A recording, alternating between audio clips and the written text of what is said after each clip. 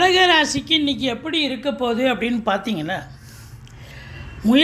நீங்கள் எடுக்கிற முயற்சியெல்லாம் சக்ஸஸ் ஆகுங்க. சகோதர சகோதரிகளால் நன்மைகள் நடக்கும். குறுகிய தூர பயணத்தால் ஆதரவு கிடைக்கும். அதே நேரத்தில் பார்த்தீங்கன்னா, குலதெய்வத்துடைய அனுகிரகம் உண்டு. பூர்வீகத்திலிருந்து நல்ல தகவல் வரும். பிள்ளைகளுடைய கல்வி வளர்ச்சி மேம்பாடடையும்.